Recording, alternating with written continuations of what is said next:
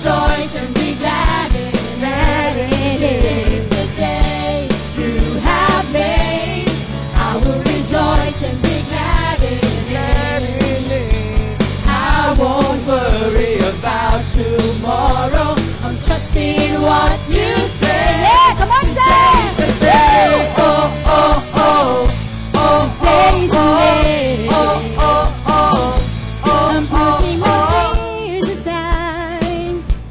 I'm leaving my doubts behind.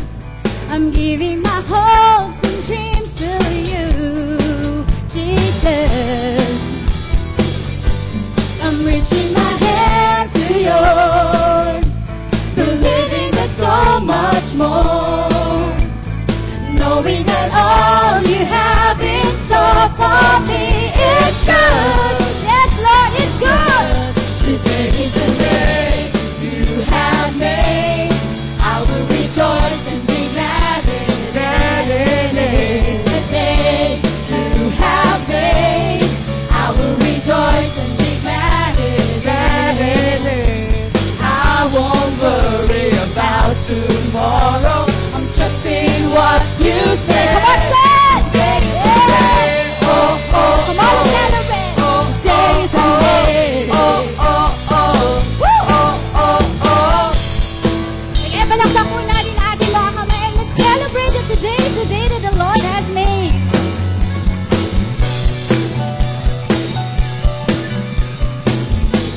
Yeah. Woo.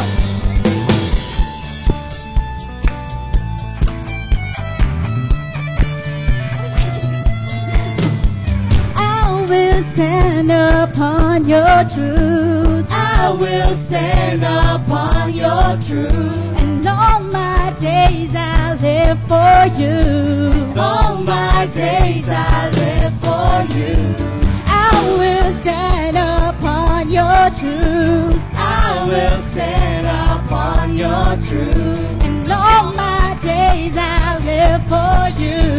All my days I live.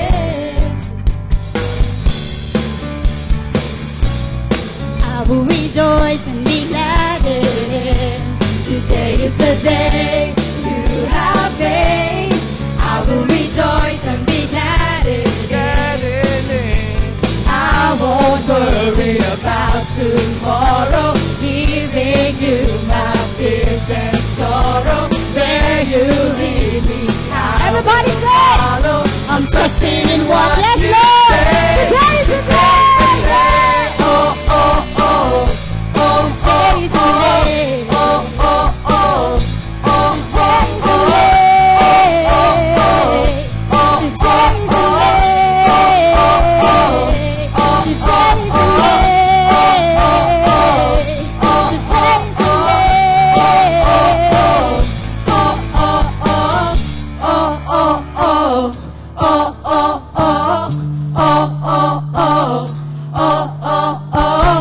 Amen. Praise the Lord.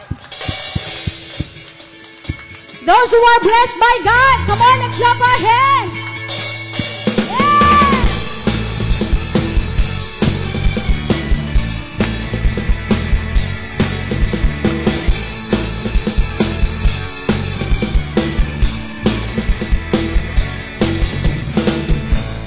More than I can hope or dream of, you put a favor on me. One day in the house of God is better than 1,000 days in the world. I'm so glad, so blessed, I can contain it. So much I gotta give it away. Your love has taught me to live now. You are more than enough for me. Yeah.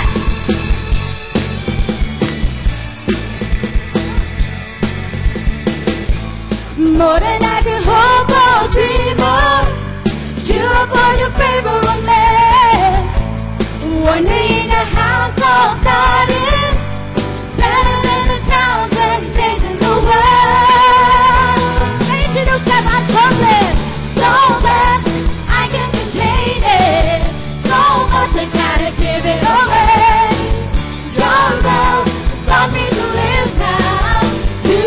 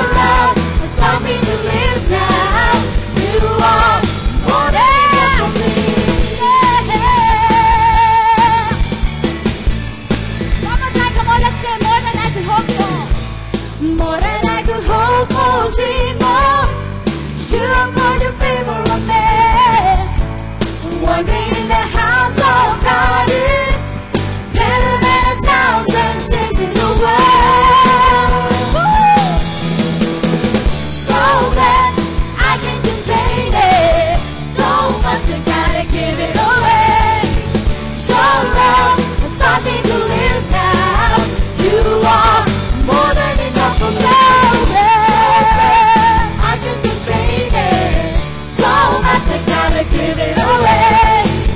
Your love has taught me to live now. You are more than enough for me.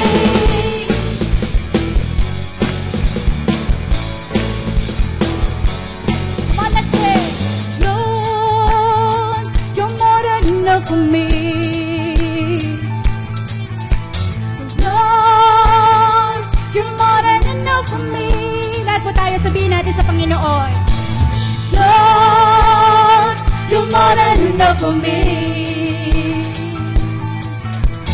Lord, you're more than enough for me. Yeah. Lord, you're more than enough. Lord, you're more than enough for me. Lord, you're more than enough for me. He's more than enough. Lord, you're more than enough for me. Yeah. Lord, you're more than enough for me. I am so blessed, I can't contain it.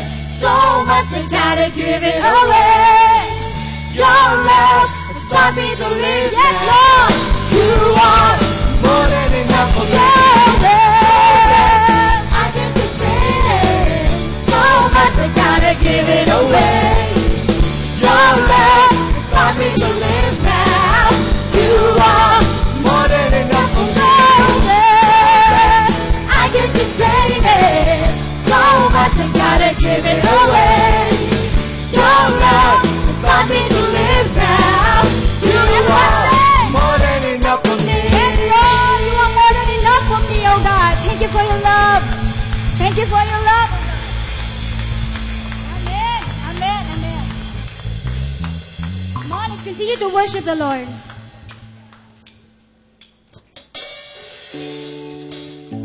Let's enjoy the presence of God. Do you feel it that He is right now? Amen. Yeah. Yeah.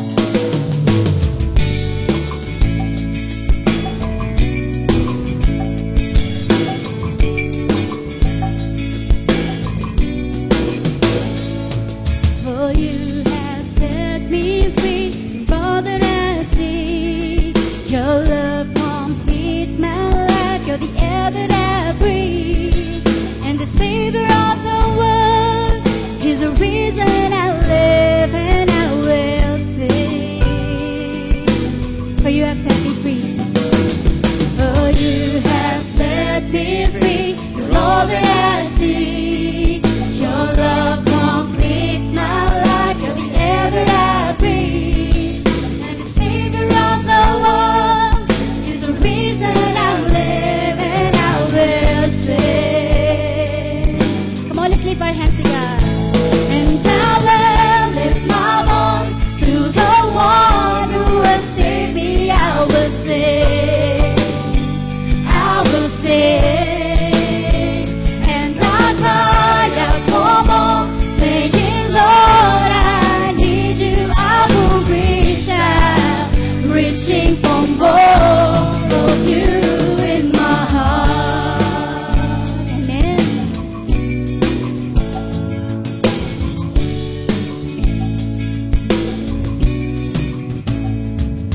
For you have set me free from all that I see. Your love completes my life. You're the air that I breathe, and the Savior of the world. He is the reason, and I will sing. Oh, and I will lift my voice to the one who has saved me. I will sing. I will sing. And I cry out for more, saying, Lord, I need you.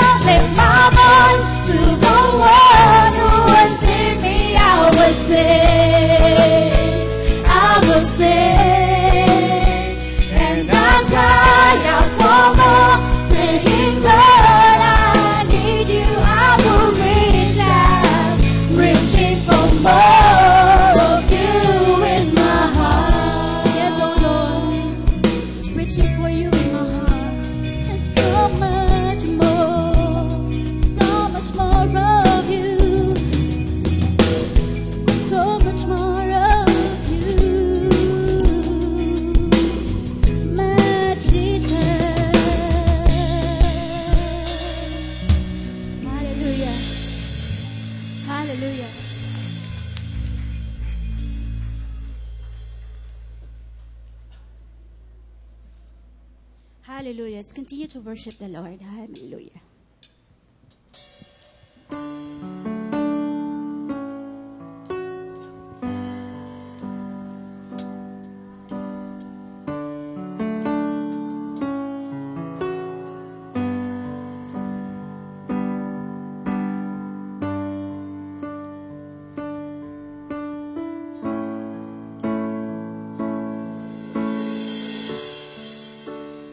To your hand I commit again with all I am for you, Lord. You hold my world in the palm of your hand, and I am yours forever.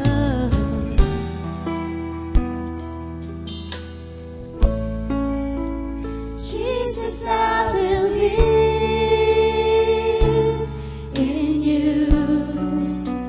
Jesus, I belong to you. You're the reason that I live, the reason that I sing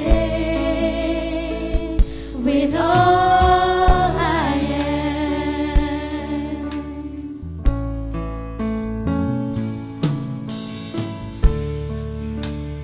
Walk with you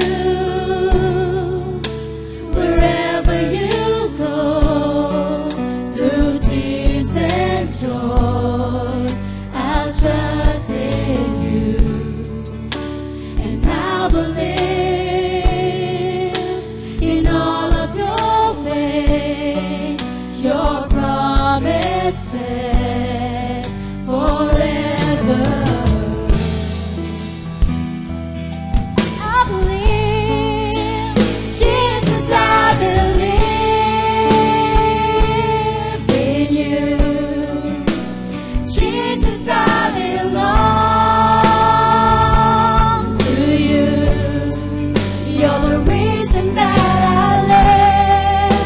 The reason that I say, Jesus, I believe in you. Jesus, I belong to you. You're the reason that I live, the reason that I sing with all I am. Come on, let's say it once again. I walk with you, Lord. I walk with you wherever you go, through tears and joy. I'll trust in you, amen. And I believe in all of your ways, your promises forever. I believe, Jesus, I believe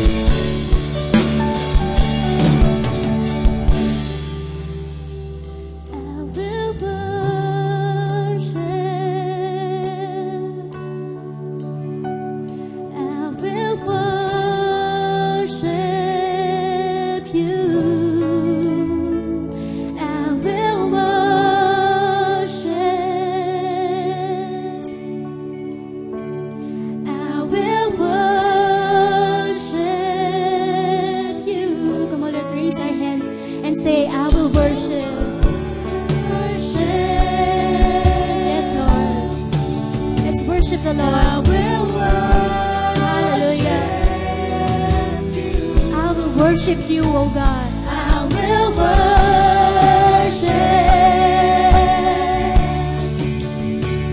I will worship you. I will worship. I will worship you. Yes, Lord, we worship. I will worship.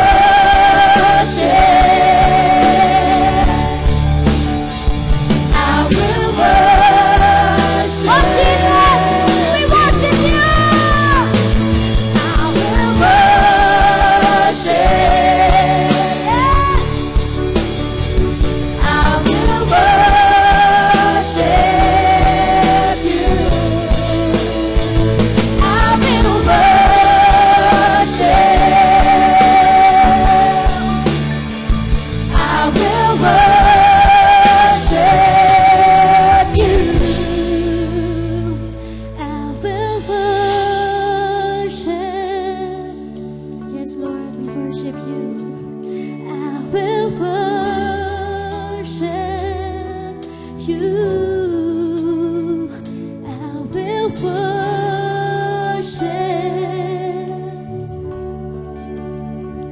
I will worship you.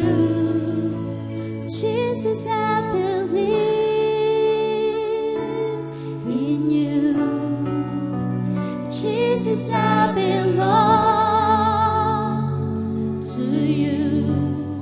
You're the reason that I live, the reason that I sing. Jesus, I believe, I believe. Jesus, I belong to you. You're the reason that I live, the reason that I sing. Jesus, I believe, yeah. Jesus, I belong to you. You're the reason that I live, the reason that I sing. Jesus, I believe in you. Jesus, I belong to you. You're the reason that I live, the reason that I stay. With all I am. You're the reason that I live, the reason that I stay. With all I am. You're the reason that I live, the reason that I stay. With all I am. Hallelujah. Hallelujah. Yes, Lord. Lord, you're only the reason. That's why we are here, oh God. You're the reason. That's why we are singing, oh God. You're the reason. That's why we are praising you, Lord. Hallelujah. Hallelujah. We thank you, Lord, for your sweet presence, oh God. Thank you for your sweet presence, oh God. Hallelujah. You're the reason. That's why we are living today, oh God. Hallelujah. We bless you. We glorify you. In Jesus' name. Amen. Amen. Amen. Hallelujah. Kanina ko konti talagang mapagbilago ang Panginoon. Ang dami na ngayon. Magandang hapon po sa inyong lahat.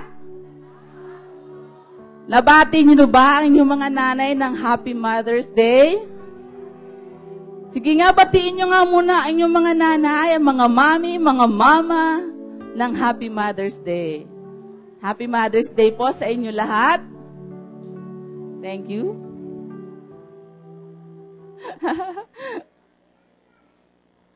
Ang sarap minsang awitin yung mga lumang na inaawit natin doon. Kasi yung kanta na yon, naalala ko nung huli akong tumayo dito, yun yung kanta. Tapos ngayon, sabi doon, I will commit again. Sabi ko nga, this past few months, talagang grabe yung nangyayari sa puso ko. Sabi ko, sobrang parang ang hirap ng buhay pagka wala kang ministry. Amen. Ang hirap ng kalagayan, kahit pa sabihin, may personal devotion ka. Grabe nga haba ng devotion ko eh. Yung pag-alis pa lang sa bahay hanggang sa pagdating sa opisina, devotion time ko yun. Nakakaisang CD ako tapos may mga verses. Pero iba pa rin talaga yung meron kang ginagawa para sa iglesia. Kaya, nung mga nag-usap kami, nakipag-usap ako kay Pastora, tapos nabigyan ako ulit ng pagkakataon. Sabi ko, kahit na sabihin pang twice a month lang ako maka-attend ng prayer meeting, tapos nag-commit ako talagang, yung binigay sa aking cell group is, I dedicate to the Lord na yung inumpisahan ko kagabi, tatapusin namin hanggang sa huli. So, nakakatuwa na yung talagang God is a God of chances. Many chances. Second chance, third chance, fourth chance, 100 chances. Hindi ang Panginoon mapapagod. Bigyan ka ng pagkakataon para ibigay yung iyong talento. Actually, hindi naman sa iyo to eh. Diba? Ito ay binigay sa iyo para magamit sa kanyang kaharian. Sabi ko nga, anhin mo yung talent kung hindi magaling kang magsalita, magaling kang leader, kung hindi ka naman nagagamit, useless. Kaya kung papagamit tayo, maraming pagkakataong ibibigay ang Panginoon. Kaya sobra akong naiiyak kasi yung kinakanta kanina, yun yung huling inawit nung tumayo ako dito. Tapos ngayon, talagang grabe ang Lord, no? Ibibigay niya. Wala naman akong alam na sila Nancy ay kakanta dito. Yun ang mga awit nila dahil hindi naman ko alam ang mga inaawit. Pero talagang grabe yung mga, hindi yan coincidence, pagkakataon, yan ay itinatakda ng Panginoon para sa kanyang anak. Kumbaga sabi ko nga, Lord, especially yata ang pagbabalik mo sa akin na. Kasi Mother's Day pa, mga kapatid. At ito yung, kumbaga, ito yung una ko ulit pagpipreach. So, nagpapasalamat ako kay Pastora bilang nanay ko na binigyan ako ulit ng pagkakataon na tumayo sa inyong harapan upang ipagamit ang talento na pinagkatiwala niya sa akin. So, ang role lang naman natin dito is maging good steward ng mga bagay na tinatamasa natin. Hindi tayo pinagpala para lang sa ating sarili. Hindi tayo may talento para lang sa ating sarili, kundi pinagpapala tayo, binibigyan tayo ng mga ganito, kundi para sa kanyang kaharian. Amen? So, ako ay sobrang blessed at sobrang thankful. Una sa Lord, and then, syempre, sa kay Mamski. Happy Mother's Day, Mamski. Yan ang aking nanay. So, sa hapong ito, ay nais kong i-share dahil araw ng mga nanay, pero dahil sabi nga ni Pastora, tayo ay nagsisiris sa Grace, Divine Acceleration ng Grace sa buhay natin. Kahit pa sabihin, pagtatayo ka dito, nakakaiyak mo. Wala naman dapat iiyak. Pero iiyak ka kasi iba yung presence na pinaparana sa ng Panginoon. Kumbaga, kung naandito ka, ibang yakap eh. Di ba? Kaysa naandun ka lang nakaupo, nakikinig. Iba yung doon. Nararanasan mo talaga yung presence. Pero yung presence na naandito, dito siguro sa pulpit na to, grabing holy. Kasi, pag humawa ka dito, iba yung nararamdaman, makikinig ka. So, I praise the Lord for this chance. Tama na nga ako. Hindi ko lang mapigil. Sorry, mga kapatid. Okay, sa hapong ito, ang nais kong i-share sa inyo dahil ang ating pastor ay nagsisiris sa Grace sa ating buhay. Nais kong ipahayag, gamitin ang mensahe na natutunan namin yun, yung Grace Energized Loving Mother. So, napakahirap ng isang ina, di ba? Isang role na ang hirap gampanan kung talagang wala kang grace. Kagabi nga, sobra akong na-amaze kay Sister Helen. Sister Helen ay may 5 anak. Grabe, sabi ko nga, nag-uusap-usap sila. Ang gulo sa cell group namin kasi mga pamilya ngayon ang cell group. So, 3 pamilya pa lang kami. Ang grabe ng gulo sa bahay namin. So, nag-uusap sila. Isang sut-sut pa lang nung nanay. Tahimik sila. Sabi ko, bigla ako nung sinutsutan niya, 5 niyang anak. Sabi ko, natanong ko, Sister Helen, paano mo napalaki ng ganyan ng mga anak mo? Samantalang ako, 2 lang, nagkukulitan 2, tinitingnan ko, hindi nakikinig. Hindi ko naman masusutan dahil ako nagsasalita. Sabi niya, alam mo, Sister, Pastor Mabel, isang sut-sut ko lang sa mga yan. Tigil na. So, kung titingnan natin ang role ng nanay, hindi naman ang nanay lagi namamalo, di ba? Usually nga, ang nanay kakampi ng anak. Di ba? Ang nanay ang takbuhan pagka inaapi ang pinapalo ang bata. Pag pinapalo ng tatay, pumupunta sa nanay. Ang nanay kasi maawain eh. Iba yung puso ng nanay. Kaya sabi ko nga, kung ikaw ay ako nga 2 anak, ganun na kumbaga ang nararanasan kong hirap, ngayon pa kaya magkaroon ka ng 5? Paano pa kaya kung 14? Si mama, bakit, di ba? Di ba, hindi mo alam kung paano mag-raise ng isang pamilya, ang isang nanay, kung wala kang biyaya ng Panginoon. Ang daming shinare ni Sister Helen doon sa pinanggalingan ng church at talaga namang sobrang nakakabagabag sa isang ina. Kaya siya nag-decide na pumunta sa atin is because dahil sa kapakanan ng kanyang anak.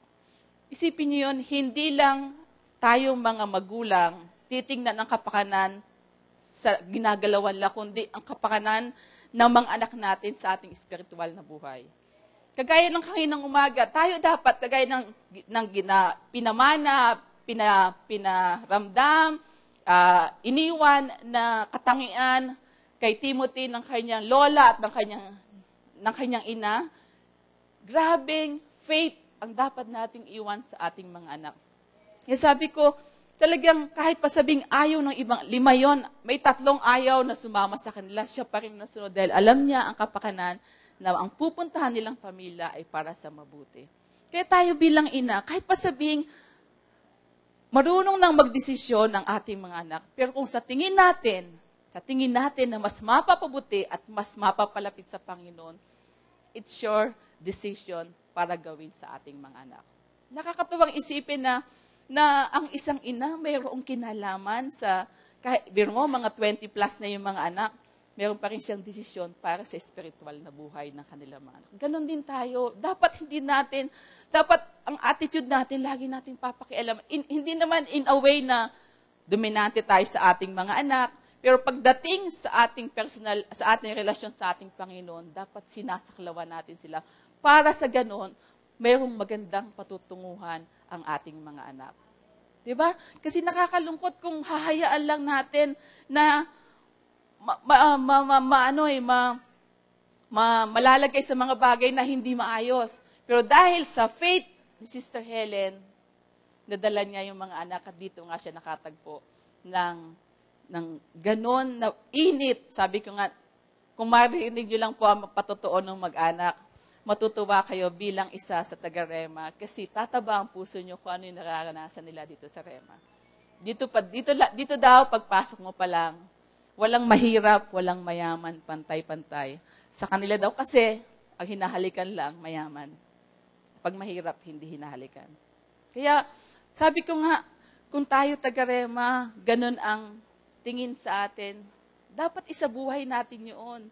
Dapat dalhin-dalhin na, hindi lang tayo sa church, maging sa ibang lugar sa tahanan natin, dala-dala natin, dahil yan ang tinuturo dito sa atin sa iglesia. Amen? So, sa aking pagpapatuloy, sabi ko nga, napakahirap ipamuhay ng isang ina o itaguyod ang mga anak, lalo pat kung marami, kung walang biyaya ang ating Panginoon. Woman or a mother, energized and empowered by grace, love their children. That is what in Titus 2:4 says. Buksan po natin ang ating Bible sa Titus 2, verse 1 to 15. Dito pala ay mayroong no? Okay. So Titus 2, verse 1 to 15. But as for you, speak the things which are prosper for sound doctrine, that the older man be sober, reverent, basta po tayo para hindi tayo antukin. Temperate, sound in faith, in love, in patience.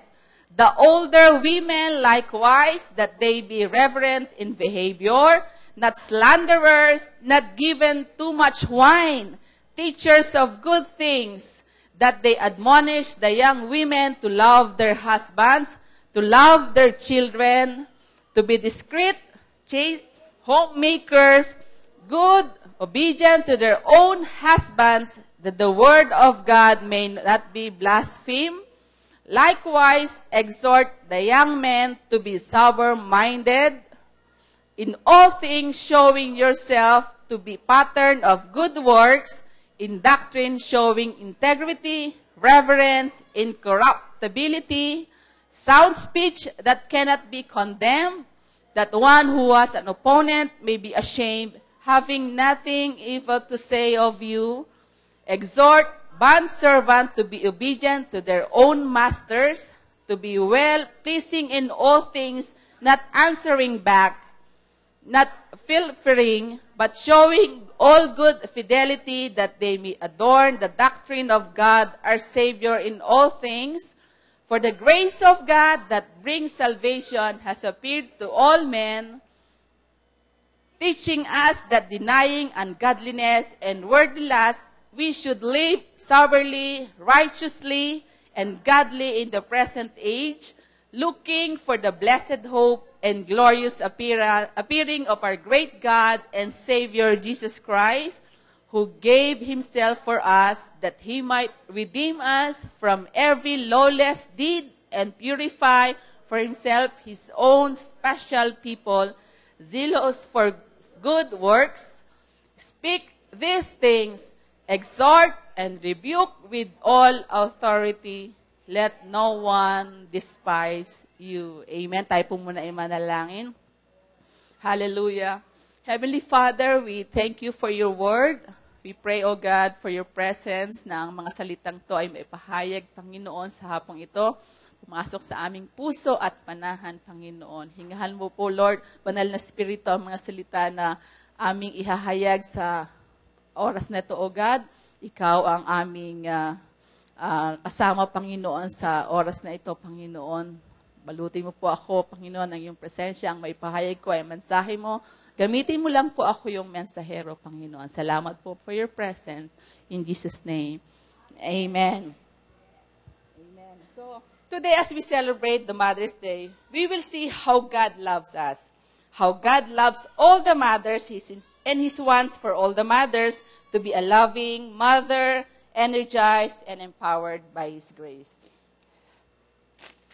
If we want a summary of our lives as Christ believers, it would be: we were saved by grace, we are kept by God's grace, and we live in a way that pleases God and earn His rewards, energized and empowered by His grace. Ganun, ang total ng ating pagiging Kristiyano ay nababalutan ng biyaya. Tayo ay naligtas dahil sa biyaya. Hindi natin kailanman pwedeng ipagmalaki ang ating kaligtasan. Dahil ang ating kaligtasan, kaya lang natin nakuha ay dahil sa biyaya ng Panginoon, sa mamamagitan ng ating pananampalataya. Kaya hindi pwede itong ipagyabang. Kaya sabi nga, kung isa-summarize ang buhay ng isang Kristiyano, ito ay nababalutan ng biyaya ng Panginoon. Amen? We have been saved by God's grace. We are kept by God's grace. Yung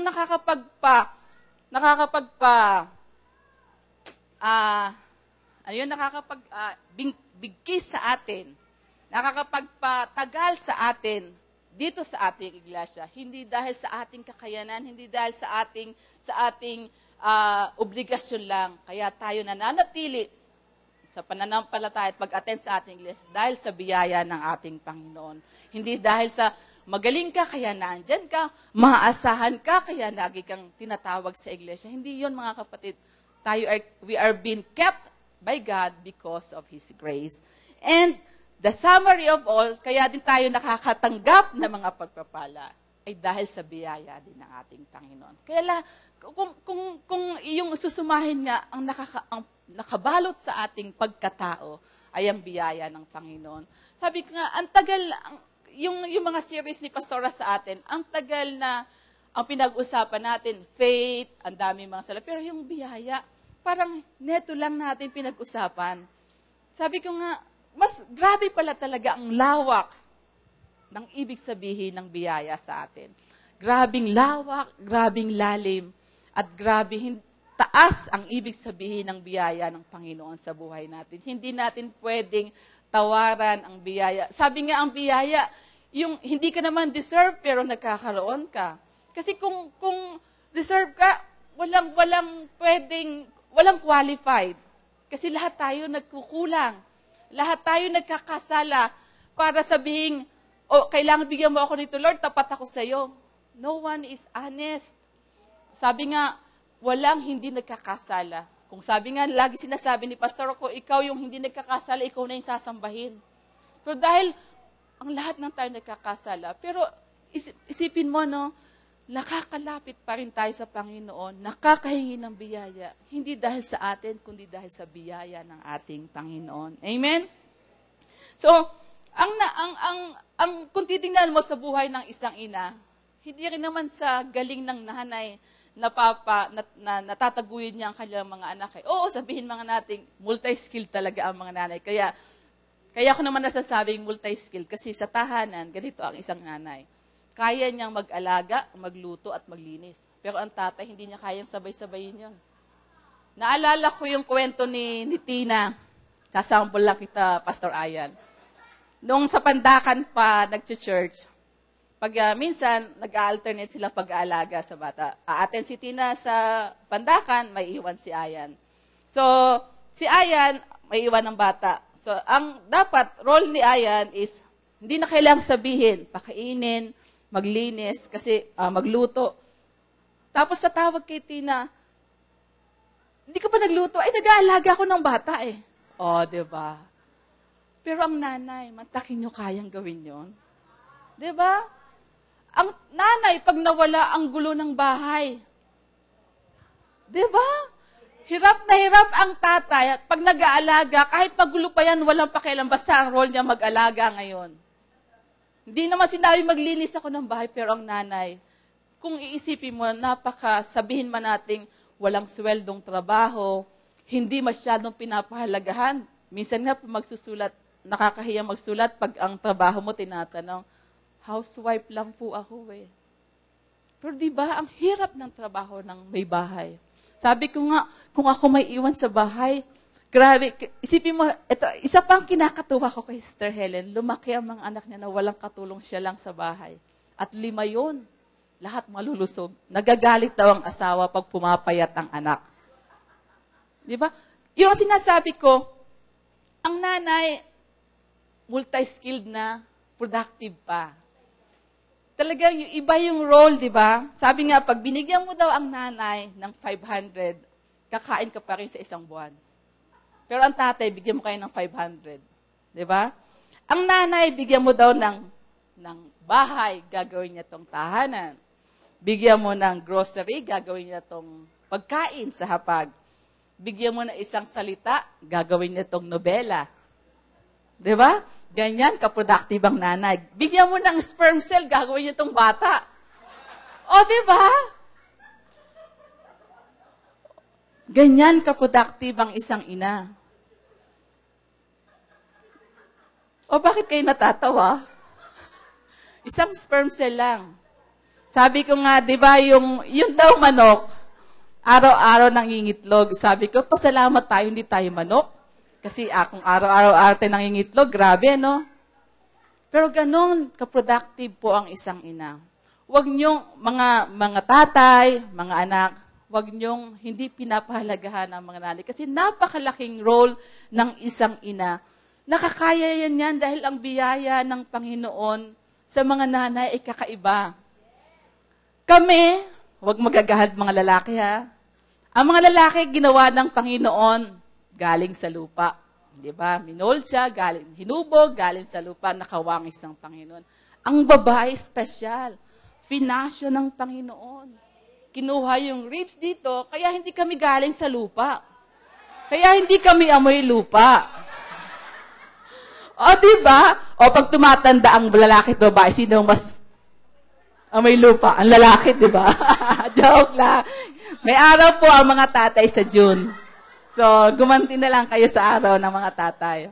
So, ganun po. Kumbaga, ganun ka-special ang isang ina sa mata ng Panginoon. Amen? Kaya nga, kung ang isang ina ay nagbibigay ng, kung ganun ka-special ang tingin ng Diyos sa mga ina, dapat ganun din tayong magbigay ng pagmamahal sa ating mga anak. Amen? So, kagaya ng ginawa ni Eunice sa kanyang anak na si Timothy, kaya siya na sobrang minahal ni Paul ay dahil sa nakita na namanan niya doon sa kanyang ina. Hindi naman sa magaling yun dahil kanina ko lang nalaman sa preaching ni Pastora na ang tatay pala ni Timothy ay hindi Jew, kundi Greek. So, Gentiles yan. Pero sabi nga, walang nabanggit kung anong nangyari sa tatay. Hindi din nabanggit na siya ay nasave. Pero syempre, sa isang tahanan, pag ganun kainit ang iyong asawa, ang babae, hindi pwedeng hindi masave ang lalaki. Amen? Di ba? Ako nga naalala ko, ito, isang magandang patotoo lang to ng kung gaano kakainit, madadala mo ang asawa mo. Nung kami ay naging born again, ako ang unang naging born again sa family namin. Hindi pa masyadong asawa ko, nagba-Bible study kami, siya nakaupo lang dyan, pero nakikinig pala. Pero hindi ako nagyayaya sa kanya kasi alam ko marami siyang cheche-bereche pagdating sa ganyan. Pero dahil nakikita niya kung gaano ko kainit, nagba-Bible study kami nila Mamski, nagpupunta kami sa kung saan-saan, alam nyo, makukuha ninyo ang puso ng mga asawa nyo. Kahit pa hindi nyo siya sabihan, pag sabihin mo, Alfie, bakit sumama ka naman sa church, ganito ang nangyayang. Alam mo, walang ganong patotoo, pero nakikita niyang kilos sa akin. Nakikita niya kung gaano kainit yung mismong ginagawa mo ang magdadala ng iyong asawa patungo sa Panginoon. Amen? Hindi mo kailangan magsalita. Diba?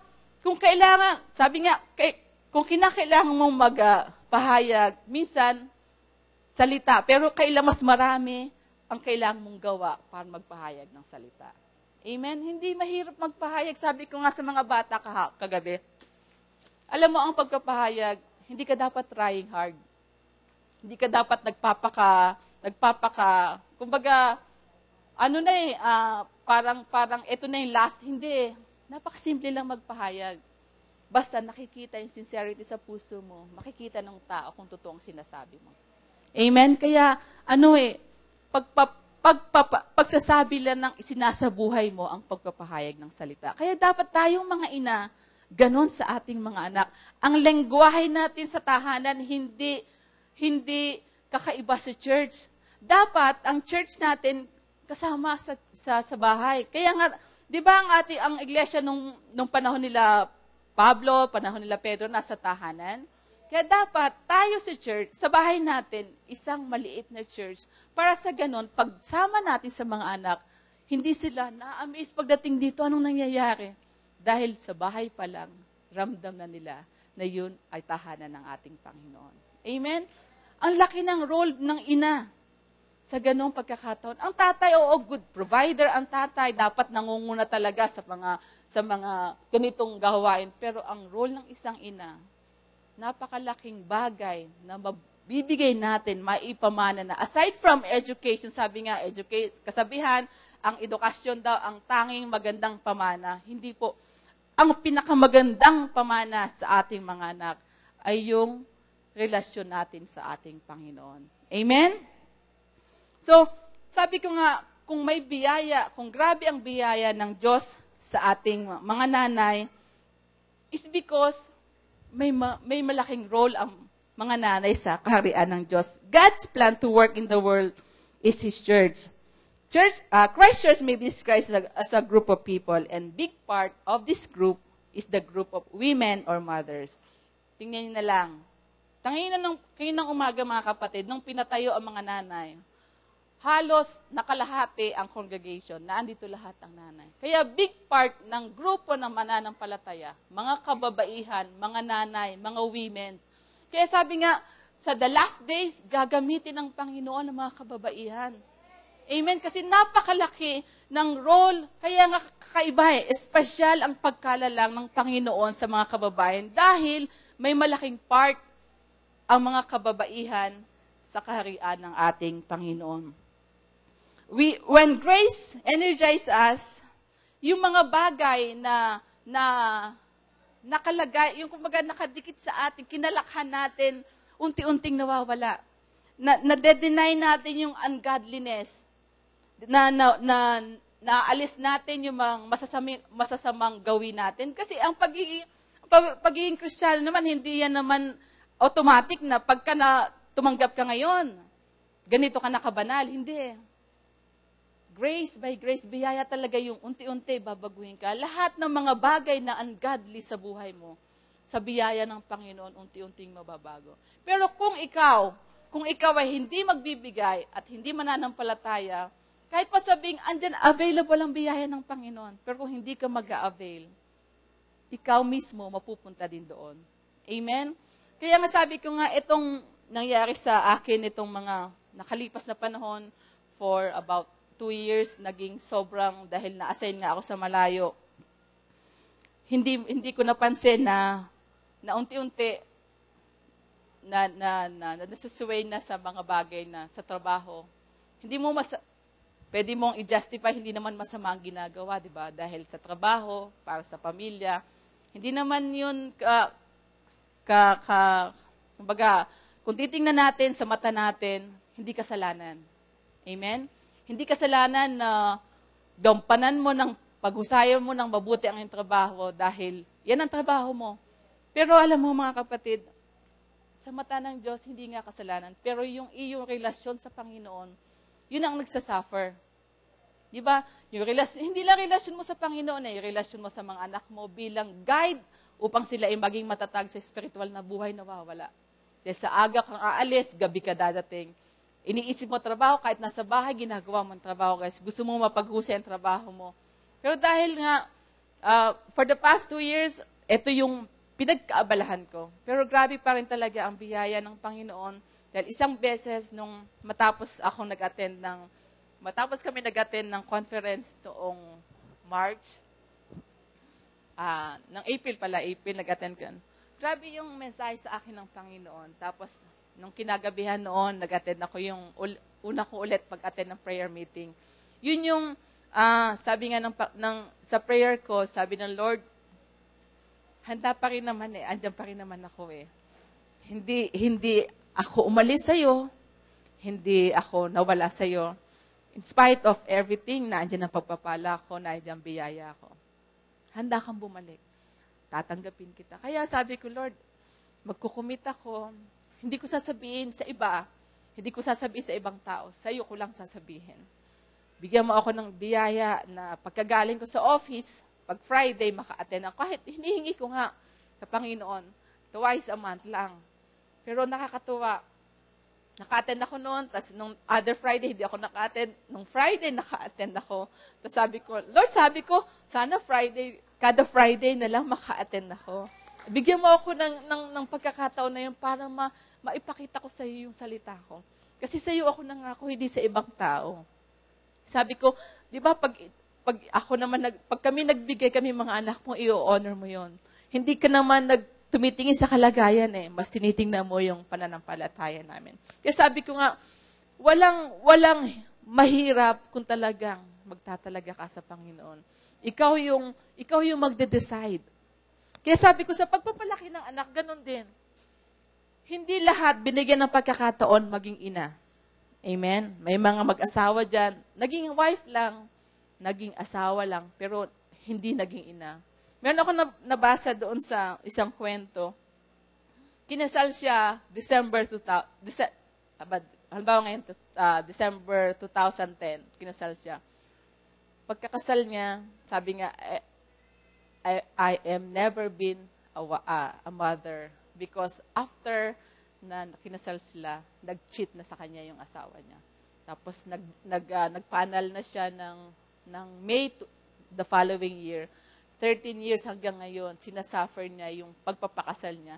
na hindi siya naging ina kailanman. Hindi naman siya pwedeng mag-asawa. Christian siya, hindi siya pwedeng mag-asawa dahil kasal siya. Pero yung asawa niya, may kinakasama. At yung kinakasama ay merong anak. Sabi niya, napakapalad ng kinakasama ng asawa ko. Nagkaroon siya ng pagkakataong maging ina. Pero ako, hindi ako naging ina. Pero sabi nga niya, desire ko maging ina, pero paano, Lord? Kasal ako sa kanya. Hindi ko kailanman pwedeng bawiin na magpakasal sa iba, gayahin ng asawa kong magkasala. Mananatili akong tapat. Kung babalik ang asawa ko, biyaya talaga ng Panginoon para tanggapin siya. Isipin mo yun, di ba? Sa ating buhay ngayon, di ba, sa buhay Kristiyano natin, pag tinalaga tayo, kinasal tayo, naandun yung bond na hindi kailanman tayo pwedeng paghiwalayin. Sa ganung pagkakataon, may reason ka eh. May reason ka ding mag-asawa dahil nag-asawa yung asawa mo. Pero dahil ganun siya katapat, ganun ang pananampalataya niya sa Panginoon. Hindi nga siya naglagay ng galit sa asawa niya. Ma-amaze kasi Christian na babae ito. Patotoo niya sa nabasa ko sa isang blog ng Christian, about Christian mother. So, isa niyang pinatotoo. Napakapalad ang maging isang ina. Sabi nga niya, kung ako ay bibigyan ng pagkakataon ng Panginoon na maging isang ina, I make sure, papalakihin ko ang anak ko kung gaano mo pinalaki ang mga tao sa Biblia. So, ganun. Tayo, di ba? Ang ganda ng pagkakataon natin, wala tayo sa ganung kalagayan. Ang pagkakataon natin, kasama natin ang ating mga anak, andiyan ang ating mga asawa na sumusuporta. Pero ano yung ginagawa natin? Minsan hindi natin pinapakialaman ng mga anak natin. Nakikita nyo ba ang mga anak nyo kung ano mga pinopost sa FB? Nakikita nyo ba yung mga anak nyo kung ano mga pinapanood ng mga video? Minsan dapat tinitingnan natin yun. Sabi nga, para magkaroon ka ng magandang relasyon sa iyong mga anak, para maging, mapakita mo, at maipadama mo kung gaano mo siya kamahal, ganito ang mga dapat natin gawin sa ating mga anak.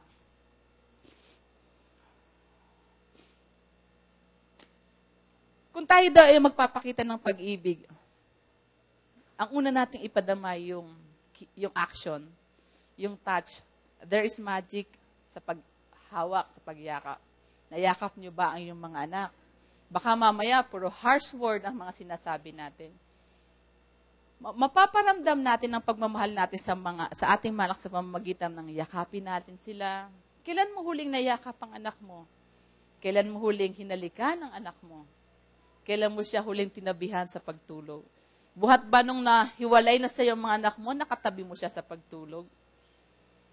Pangalawa, sabi nga, mapapakita natin yung pagmamahal natin sa ating mga anak sa pamamagitan ng pag-appreciate sa kanyang ginagawa. Sa pamamagitan ng mga special words. Sa pamamagitan ng pag-acknowledge sa kanyang ginagawa. At pangatlo, maipakita natin ang pagmamahal natin sa mga anak sa pamamagitan ng pagbibigay ng vision. Sa pamamagitan ng pag-aangat sa kanya na meron siyang magiging maganda ang kinabukasan niya. Hindi yung may pagkakamali lang ang anak mo, sasabihin mo, ang bobo-bobo mo naman, ang tanga-tanga mo naman. Sa tingin, alam nyo, yung mga salitang yun, sobrang sakit na naiipon sa puso. Sabi nga, mas mabuti pa yung pinalo mo kaysa sinabihan mo ng ganong salita. Kasi mas tumatanim sa puso yung mga harsh words na yun. Kaya kung gusto nating magpakita ng pag-ibig sa ating mga anak, i-appreciate natin ginagawa nila, yakapin natin sila. Mas masarap nga yung lagi mo yayakapin eh. Diba? Ang mga bata, oo, may mga, dumadating sa age na mga yan na ayaw magpayakap. Pag teenager, lalo na si Jan nga, minsan pag naglalakad kami, gusto kong i-holding hands. Ginaganon ng kamay ko kasi, Mami, nakakahiya. Kinakahiya ka ng anak mo, no? Mami, nakakahiya, baka sabihin girlfriend kita. Wow. Di ba? Ibig sabihin, bata pa ako. Di ba? Pero, nung kasi bata, talaga hindi humihiwalay sa'yo eh. May gagawin ka, nakakapit, nakahawak dito. Pero pag lumalaki, hahawakan mo lang kamay para nadidiri sa'yo. Kasi pag lalakad kami doon sa amin, pag magpapagupit siya, gusto naman niya nagpapasama sa akin magpagupit. Every time magpapagupit siya, gusto niya kasama ako. Tapos paglalakad kami, gusto ko siyang hawakan kamay o holding hands. May maraming mga kabataan doon sa aming dadaanan. Basta pag dadaanan doon, Mami, yung kamay mo, wag mo akong hawakan. Pero diba? Alam mo, sa mga ganong maliliit na pagkakataon, naipada mo kung gaano mo kamahal ang iyong anak. Sabi nga, ito nga, kasabay ng mga nangyayari sa buhay namin, talagang ang Panginoon gumagawa ng kapamaraanan para maipakita mo yung pag-ibig mo. Nagdaan ako bago ako tumayo dito, nagdaan ako ng mga karanasan na sobra yung talagang biyayang hihingin mo sa Panginoon. Kasi si John, lumalaki, di ba? Minsan hindi mo maintindihan ang teenager. Kasi hindi naman ikaw dumanas sa ganun. Di ba? Iba kasi yung teenager ngayon sa teenager noon. Kami takot sa mga magulang namin. Ngayon ang mga anak, hindi masyadong takot. Di ba? Sasawayin mo. O tama na anak yung minsan, huhulihin ko, may mga kausap. Ano yan, girlfriend mo ba yan? Sabi niya, hindi mami, ikaw naman pakialamera. Minsan tataunin ko magpunta sa CR, naka-open yung FB, babasahin ko kung ano na, binemessage. Sabi ko, I love you na. Oh.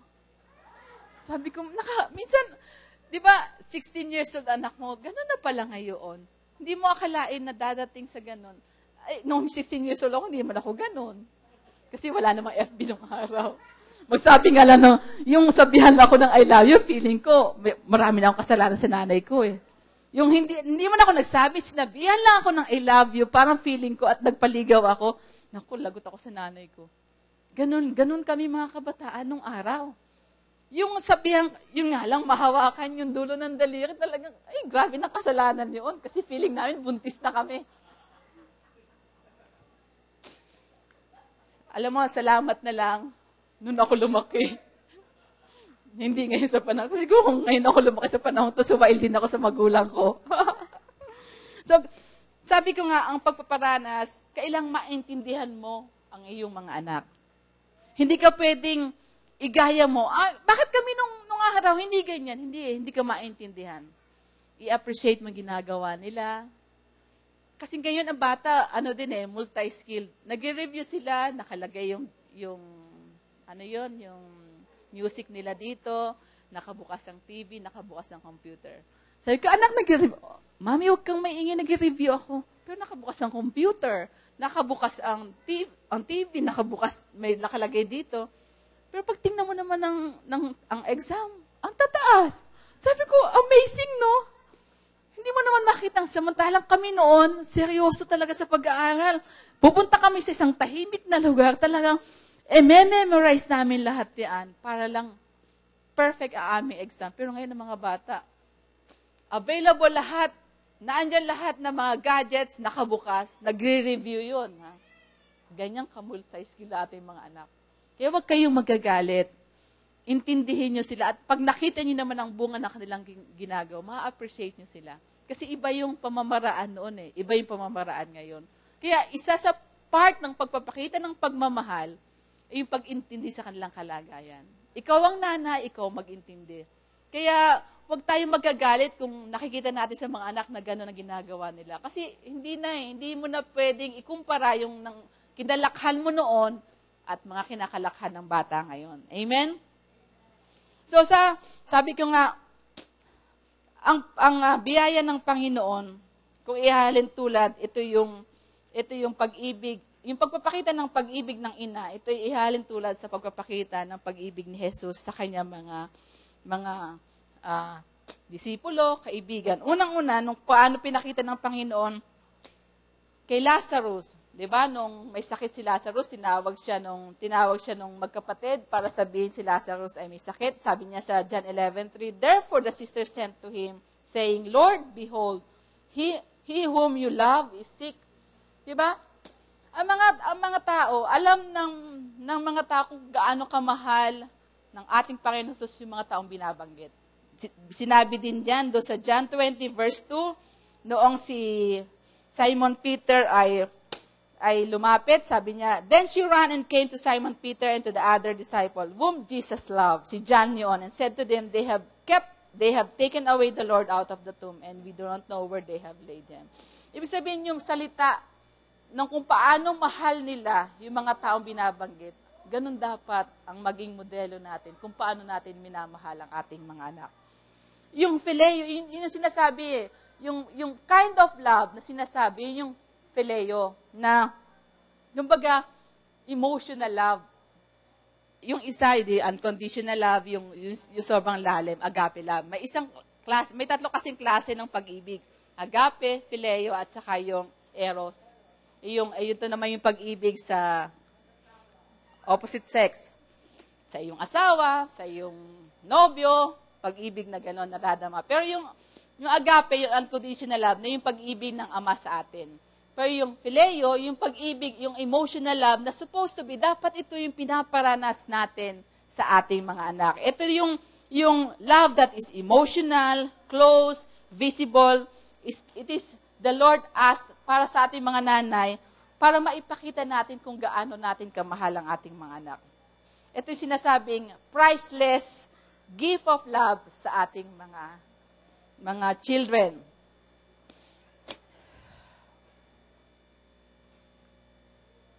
Just as many husbands, minsan sabi nga, ang pag-ibig daw ay nasusukat lamang kung gaano din minamahal mo yung kapalit in return.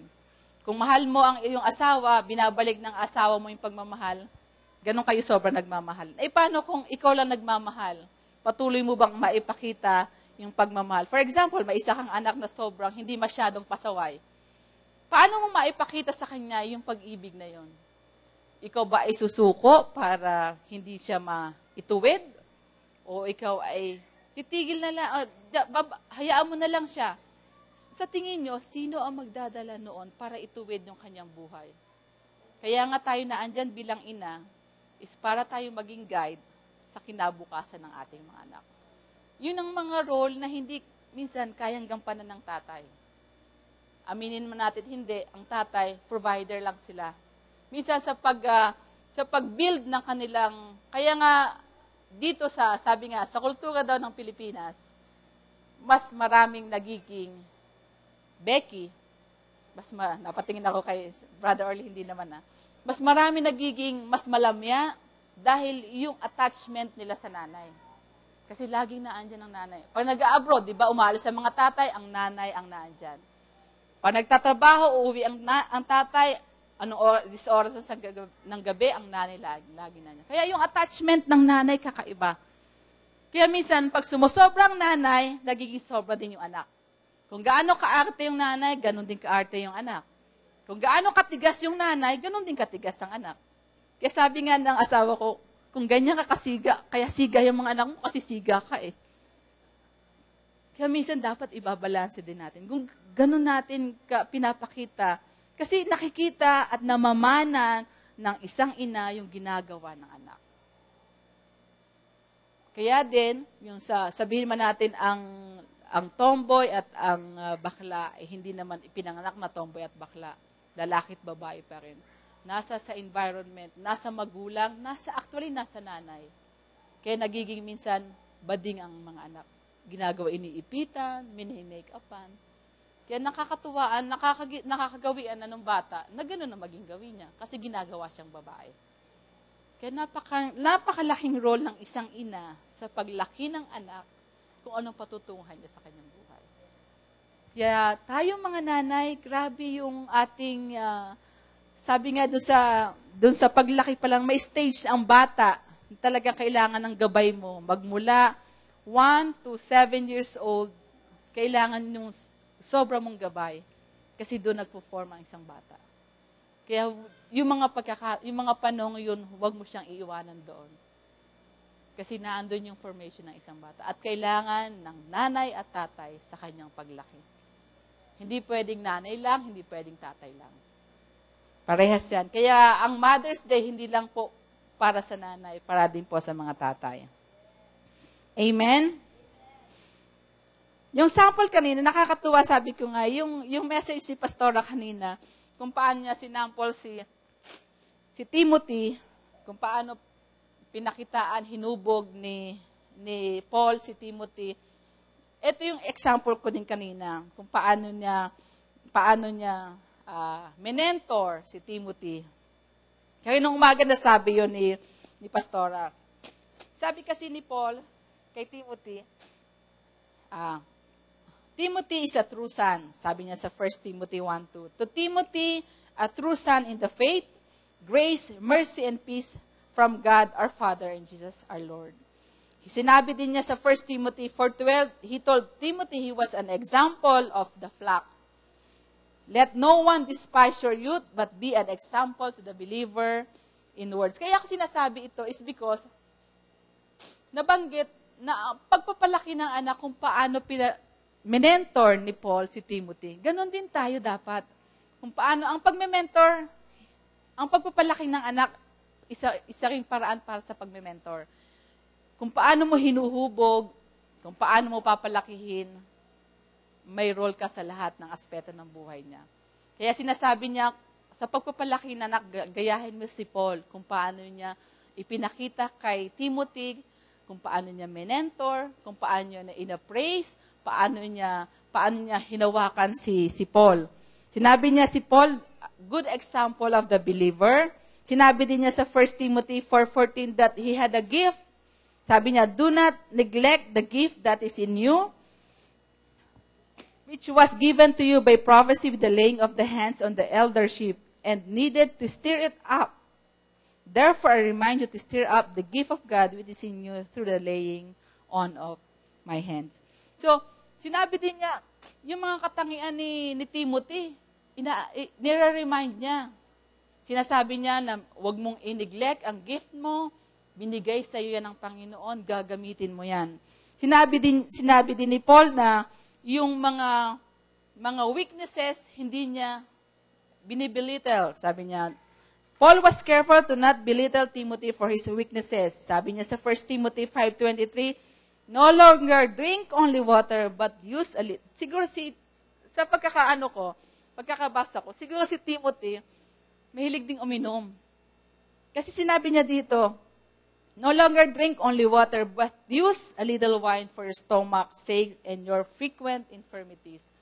So, umiinom siguro si Timothy, pero dahil nga sa ginagawang pag-mentor ni Paul yan, yung kanyang weaknesses, hindi niya masyadong, kung tayo yan, bakit ba inom ka ng inom? Di ba masama? Siya sinabi niya, ang ganda na sinabi niya, no longer drink only water, but use a little wine for your stomach.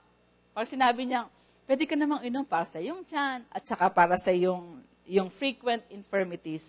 So, hindi niya sinasangga agad yung kahinaan ni Timothy. Kumbaga kung tayo, binabara agad natin eh.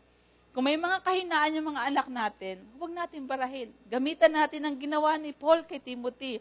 Sinabi niya yung, pwede ka namang uminom ng konti para sa iyong stomach, kung nilalamig ka, di ba?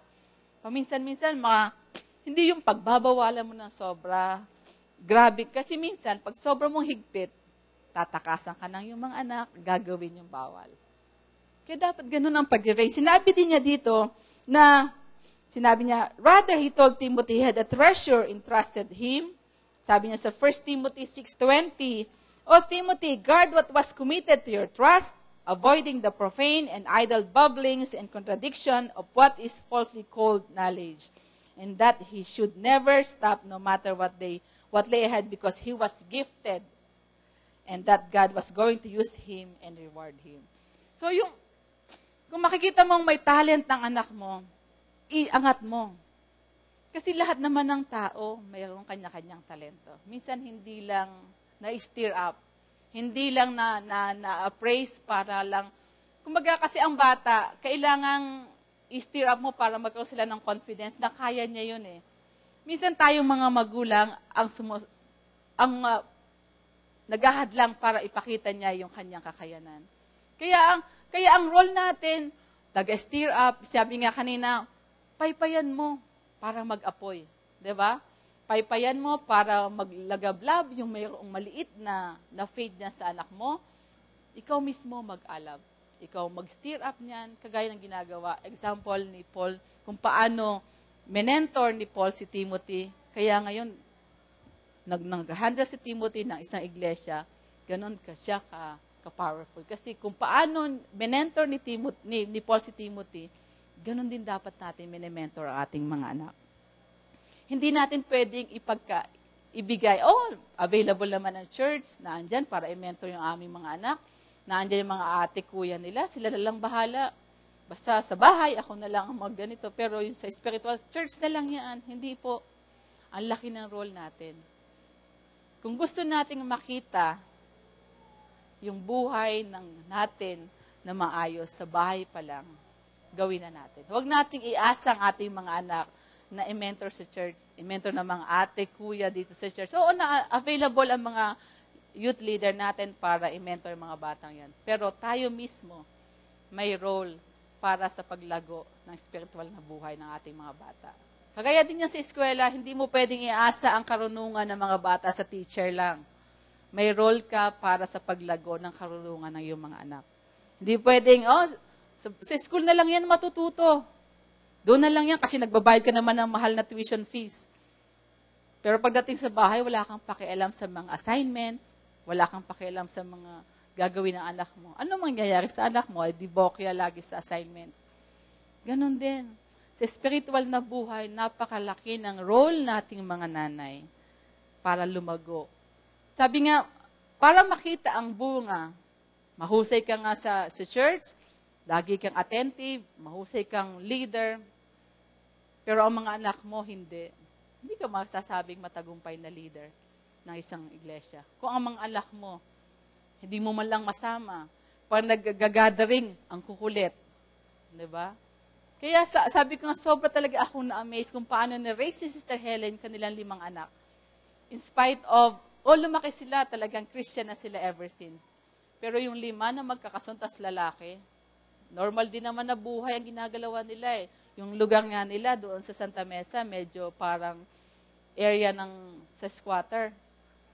Magandang bahay nila, pero yung katabihan, area ng squatter, siyempre naapektuhan yun ng kapaligiran.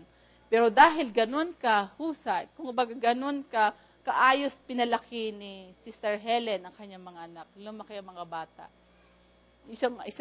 Yung panganay nga nila, sobrang umiyak kagabi. Kasi sabi niya, nung lilipat daw sila dito sa Rema, nagagalit siya sa mama niya. Kasi may ministry siya doon sa church nila. Siya ang youth leader. So, sabi niya sa Panginoon, Lord, bakit ako papayag na lilipat dahil lang mayroon conflict ang mga magulang namin sa aming church? Papayag, paano ikaw? Nandito paano yung paglilingkod ko sa iyo? Nandito yung ganito. Tapos nagtatalo sila mag-ina. Sabi ko nga, alam mo kung talagang tapat kang maglingkod, saan ka man dalahin? Kasi mayroon pang authority sa iyo ang nanay mo eh. Kung nakikita ng nanay mo na mas ikaganda to at ikakalago mo, susunod ka.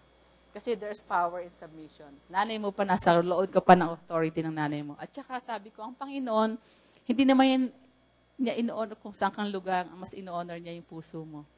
Hindi niya ino-honor kung sino yung pastor mo, hindi niya ino-honor kung sino ang simbahan na attendan mo. Ang mas i-honor niya yung puso mo.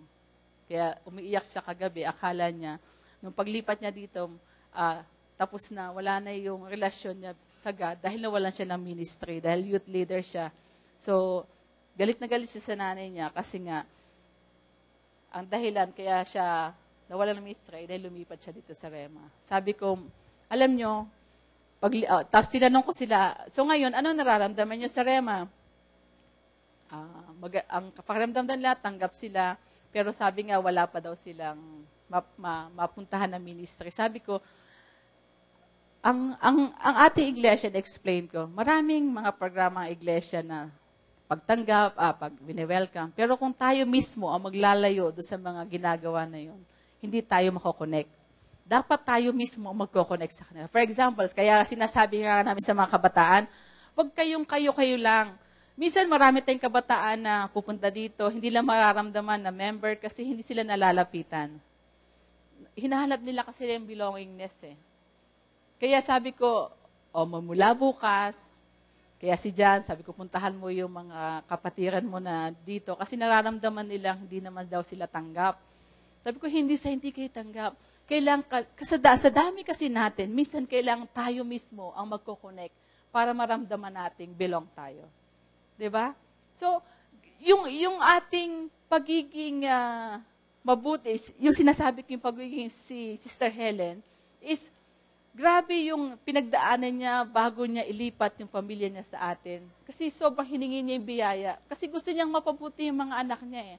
Gusto niyang mailagay sa tama. Kasi sa pakaramdam niya, hindi lalago ang mga anak niya doon. Kaya ngayon tinanong ko, after kami mag-cell group kagabi, sabi niya, maganda po pala yung mga ganitong cell group na naiisiwalat mo yung laman ng puso. Noon lang kasi narinig ng nanay yung laman ng puso niya eh. Nung nagbanggit siya kagabi. Tapos pinag-pray namin sila. So, nakakatuwa na ang ina, kahit nasabing 20 plus na yung anak, ang laki pa rin ng role niya sa spiritual na buhay. Diba? So huwag tayo magsasawa na ipakita sa ating mga anak ang pag-akay. Kahit pasabihin na may edad na sila, as long na sa'yo pa rin yan nakatira, tayo naman dito sa Pilipinas, hanggat di ka nag-aasawa, sa nanay ka nakatira eh. Kaya may authority yung nanay sa'yo. Kaya huwag tayong, huwag nating hindi papakinggan ang ating mga ina. Pag ang patutunguhan natin is ikagaganda ng ating spiritual na buhay, go tayo doon sa sinasabi ng ating mga nanay. Pero kung ang sasabihin ng mga nanay nyo sa inyo ay, etong asawahin nyo dahil mayaman to, ganyan, doon kayo, humindi. Diba? Pag binubuyo kayo ng inyong mga ina sa hindi maganda at hindi tama at hindi ayon sa salita nyo, doon ang pagkakataon na dapat tumayo kayo sa inyong pananampalataya. Pero as long na ang tinuturo ng magulang sa atin ay para sa kabutihan natin, ikakalago natin bilang Kristiyano, sundin natin ang ating mga magulang. Kagaya ng ginawa ni Paul kay Timothy. Amen? So, Paul loved Timothy with the love he could feel. Sabi nga, Paul affirmed Timothy and used tender, encouraging words to help him as his son in the faith. So, practice ways to make your life felt, to make your love felt. So, gawin natin sa ating mga anak, i-practice natin para maramdaman ng ating mga anak yung ating pag-ibig. Help them to receive and touch by your love. We can try to do several key. Pwede mo naman nating maparanas ng hindi nag-extra effort eh. Yung mayakap mo. Minsan, nahihiya lang tayo dahil hindi nyo nakagawian, pero pag naumpisahan nyo yung yakapin ng anak nyo, hindi na yun awkward. Hindi na yun nakakahiyang gawin kasi lagi mo nang ipinapakita. Amen. We love our children in a way that can be felt when we use meaningful touches with them, when we prepare special words for them, and when we attach high value to them. Amen. So, sa ating iglesia kung maipakita natin kung paano mentor ni Paul si Timothy at kung ganun tayo sa ating mga anak. Isipin niyo yung ating mga anak, sila yung magiging future leader ng ating iglesia.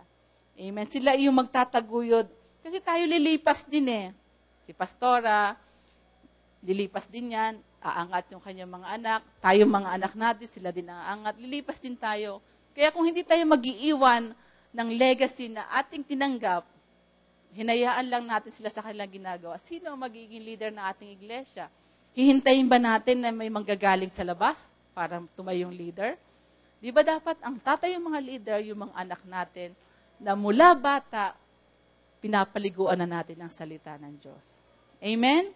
So, huwag natin nahayaan na, kaya minsan nagkakaroon ng kaguluhan sa ibang church is because may papasok na ibang leadership ang papatupad.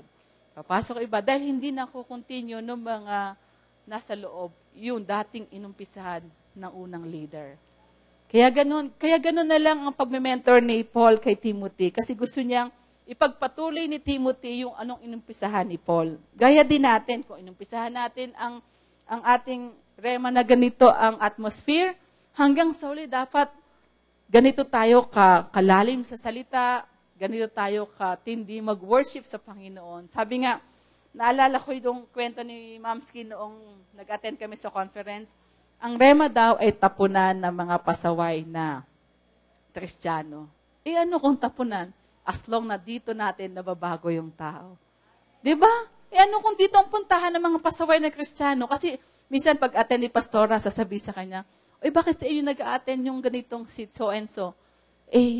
Sakit ng ulo yan sa kanilang church eh. Sa atin naman hindi. Di ba? So, Di bali nang tapunan tayo ng mga pasaway na Kristiyano. As long na dito sila nagbabago, as long na dito sila natutuwid at nagagampanan ng pagiging Kristiyano na welcome sila dito. Hindi tayo pwedeng mamili ng pupunta dito. Pag sinabi na Kristiyano, ay hindi ka pwede dito kasi Kristyan ka na. Hindi. Kaya nga ganun ka, ibang atmosphere pagka sa Rema ka napunta eh. Yung mga bata kagabi, noon lang nila nalaman na yung palang dati nilang inatadan, Rema. Kagabi lang nila nalaman na yung kinalakan pala, kasi maliliit pa sila na nag-a-attend. Hindi pala, akala nila yun, doon sa church talaga nila. Hindi nila alam, kasi kinento kung sino nag-found ng Rema. Totoo po na Rema talaga yung pinupuntahan. Oo, talagang sa Rema kayo na race. Hindi naman talaga doon sa isa. Kaya talagang dito kayo tinawag. Hindi dahil doon kayo. Ang feeling nila kasi doon sila tinawag. Eh, samantalang bata pa lang daw sila, nakikinig na nila yung Rema. Nagtaka lang daw sila bakit nabago ang pangalan nila. Sabi ko, hindi, amin talaga yung Rema. So, kinento ko, ngayon lang nila na-realize na, di pastora, sabi niya, talaga po palang sa Rema kami tinawag. Kaya nga sabi ko, ibinabalik lang kayo ng nanay nyo kung saan kayo nakakilala. Kasi bata pa lang kayo, nagba-Bible school na kayo, sa Rema kayo nag-a-attend. Hanggang sa lumaki na sila. 13 years, gano'n na pala, 7 years, 14 years. So, 13 years nga sila na doon na naglilingkod. So, nakakatuwang malaman yung ganong kwento. Amen? So, sa atin din, sa ating mga paghayo sa ating buhay, sa pagpapataguin ng mga anak, lagi nating isipin kung paano ni Race, kung paano minentor ni Timothy ang kanyang, ni Paul, si Timothy, gadunin natin gampanan ang ating role bilang mga nanay. Christ Church has a mission that Paul summarized as pleasing God. This mission is accomplished by the proclamation of a message Paul summarized as the gospel of grace. Sabi nga, the most amazing part of all that is Lord is doing His plan is to do this by a method is spelled out in Titus 2:11-14.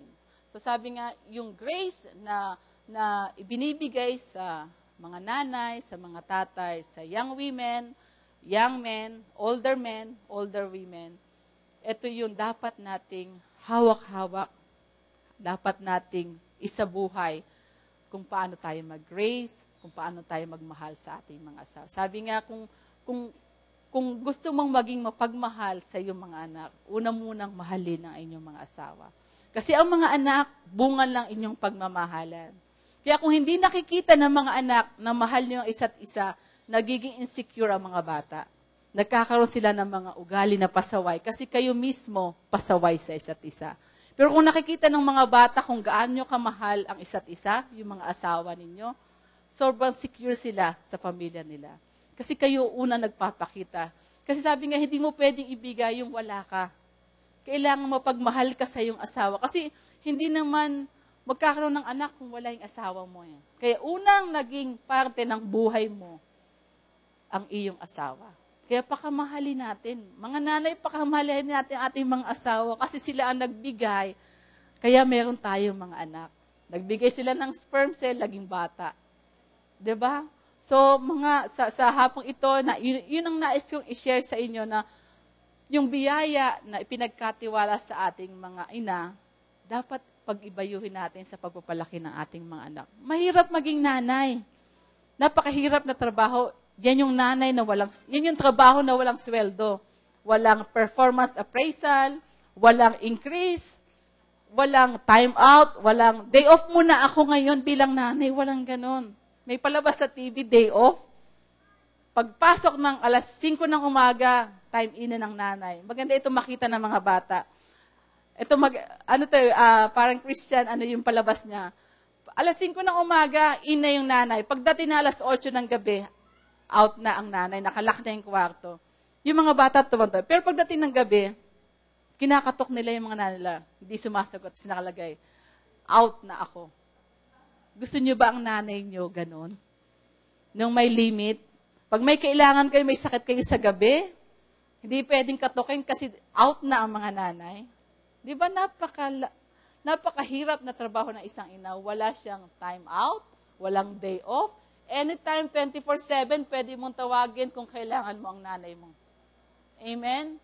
Hindi mo pwedeng tawaran ang pagmamahal ng isang ina. Kagaya ng pag-ibig ng ating Panginoon sa atin. Kailanman, kung gaano katinding pag-ibig ng nanay, mas lalong mas matindi. Minsan nga ang pag-ibig ng nanay kulang eh. Minsan naki-question pa yung pag-ibig ng nanay ng mga anak. Nagkulang dito, nagkulang doon. Pero ang pag-ibig ng Diyos sa atin, kailanman, hindi nagkukulang. Kaya mga nanay, napakapalad natin. Available ang biyaya na yan sa atin. Kung tayo ay energized by His grace, lahat ng ating kinakaharap ngayon, kaya nating gampanan. Kahit pa 7 yan, 14 yan, ibang biyaya ang pinagkaloob sa iyo ng Panginoon. Kung ako 2, ibang biyaya ang para sa akin. Pero kung ikaw 14 ang anak, grabing biyaya ang sayo. Siguro kami na si pares biyaya kasi 2. Pero grabe talaga ma-amaze ka. Ikaw mismo mamamangha kung paano nire-raise ng isang ina ang 15 anak. Yun nga lang 5. Sabi nga, hindi ko ma-imagine na kakayanin ko ang 5 anak.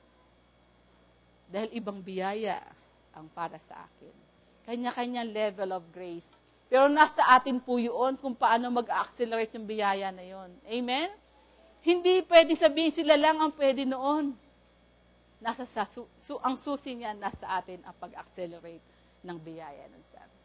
So, mga nanay, we should be energized by grace, empowered by His grace. Amen? So, Happy Mother's Day po sa inyo lahat.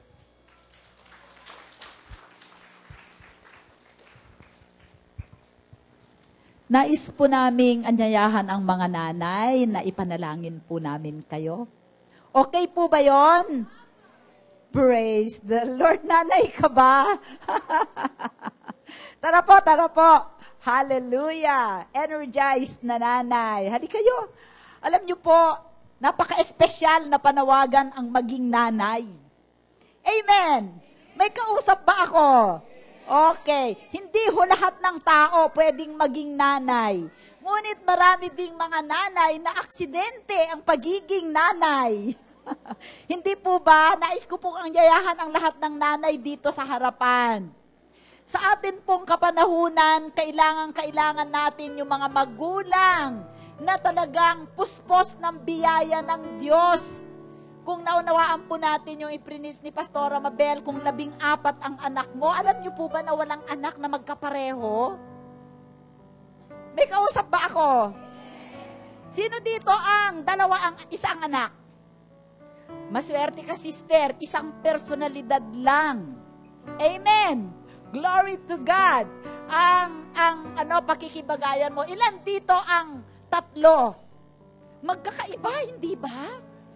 Hindi mo maintindihan. Isa lang naman na tatay ang pinanggalingan, isang nanay. Bakit magkaiba? Kung 10? Kung 14? Sus Mariosep, magkakaibang ugali. Siguro hilong-talilong ka na. Diba? Sa pakikitungo pa lang sa mga anak mo, hilong-talilong ka na. Kung kulang pa ang pera. Diba? So, kailangan natin mga nanay ang panalangin. So, sa hapong ito, sa araw ng mga nanay, espesyal po tayo sa harapan ng Panginoon. Amen. At dahil espesyal tayo sa araw na ito, na araw natin, hingin ninyo yung gusto nyong hingin sa Panginoon. Ano yon? Sige, bibigyan ko kayo humingi kayo ng isang kahilingan na matagal nyo nang hinihingi kay Lord. Ngayon lang ito, kaninang umaga, hindi ko to ginawa. Ngayon lang ito inimpress ni Lord sa akin. Meron ditong mga nanay, meron kayong isang bagay na dinidesire sobra ng inyong puso. Bilang nanay, bilang nanay. Maaaring sa patungkol sa inyong asawa. Maaaring patungkol sa isang anak. Maaaring patungkol sa inyong kalusugan. Maaaring patungkol sa pananalapi. Amen.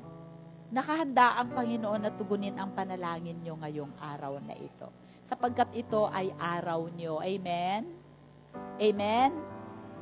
So, mahalaga, alam nyo po, ang panalangin, tinutugon kung may pananampalataya. Amen? At ang pananampalataya, Wala kang pananampalatayanan kung wala kang hinahangad. Ang pananampalataya ay hindi kikilos at wala kung walang pag-asa. Sabi sa Bible, faith is the substance of things hoped for. What are you hoping for today? And the evidence of things not seen. Ang pananampalataya ay ebidensya ng bagay na hinahangad mo na hindi mo nakikita. Halimbawa, isang negosyo na magbibigay sa iyo ng breakthrough. Amen? So gusto kong klaruhin ninyo sa puso nyo ngayon kung ano yun, pinakamahalaga na kahalingan ninyo sa Panginoon. Pwede ko po bang anyayahan ang kongregasyon, anyayahan ang mga tatay, ilay-hands po natin ang mga nanay. Amen? Hallelujah. Taas po natin ang ating mga kamay sa ating Panginoon. Tanda po ng ating pagsuko sa Kanya. Amen? Hallelujah, hallelujah. Aming Diyos na mabuti, tunghayan mo po ang mga ina, mga nanay, mga lola. Meron po ba ditong lola sa kongregasyon? Meron po. Kung kayo po ay lola, kasama po kayo dito. Generation ng mga nanay. Narito po sila, aming Diyos. Dumulog po sila sa altar. Naniniwala po kami, ang altar ay lugar kung saan narito ang iyong presensya at ang iyong apoy. Narito ka, at itong altar, Panginoong Diyos, is the place where life is. It is the place of breakthrough. It is the place where you reside. Your presence is here, God. Dumulog po kami dito, Panginoon, sapagkat ang altar na ito ay altar ng biyaya. Sinabi mo po, this is your throne of grace. Sa oras na ito, tunghayan mo ang mga kababaihan, ang mga ina ng tahanan, ang mga nanay, ang mga lola sa The Rhema Word of God Church. Dumudulog po kami sa iyo. Aming Diyos, alam namin na kami ay mahal na mahal mo. Sa katunayan, hindi pa man kami nananalangin, hinintay mo na ang pagkakataong ito, Panginoon, na kami ay dudulog sa iyo bilang mga nanay. Lord, Ikaw, you who searches the hearts of people. Ikaw na, Panginoong Diyos, Lord, nakakaalam ng pangangailangan ng mga babaeng ito, Panginoong Diyos, ng mga nanay na ito. Hinihingi ko na saliksikin mo ang bawat puso. Alam mo ang aming mga issues, alam mo ang aming mga problema, alam mo ang mga kalagayan ng aming buhay, Panginoon. Kaya po kami dumudulog sa iyo sapagkat naniniwala kami. Hindi ka lamang Diyos na makapangyarihan. Hindi ka lamang Diyos na may kakayahan na ibigay ang aming kahilingan. Kundi, Panginoon, Ikaw ang Diyos na nagmamahal sa amin at nakahandang ibigay ang lahat ng aming hihilingin sa hapong ito. Panginoon, Lord, hinihingi ko para sa mga kababaihan na naririto sa pangalan ni Jesus. Dalangin ko, aming Ama, na sa tuwing sila ay dudulog sa iyo upang humingi kahit anong bagay, upang manalangin sa iyo. Sa pangalan ni Jesus, tugunin mo po ang aming mga panalangin. Can you say amen? Kung nag-a-agree kayo sa panalangin, sabihin nyo sa Panginoon, yes, Lord, I receive. Sa oras na ito, aming Diyos, Lord, hinihingi ko na puspusin mo ng biyaya ang mga kababaihang ito, Panginoon. Sa pangalan ni Jesus, dalangin ko na bigyan mo sila ng karunungan, aming Diyos, na Lord, tulungan na mahalin ang kanilang mga asawa, Panginoon, at mahalin ang kanilang mga anak in the name of Jesus. Dalangin ko na bigyan mo rin sila ng karunungan na dugtungan ang mga kinikita ng kanilang mga asawa. Bigyan mo po sila ng abilidad, bigyan mo sila ng kalakasan, bigyan mo sila, Panginoong Diyos, ng Lord, ng kakaibang Lord, diskarte dati na sila ay makakapaghanap buhay habang sila ay naglalaba, nagluluto, naghuhugas ng pinggan sa pangalan ni Jesus. In the name of Jesus.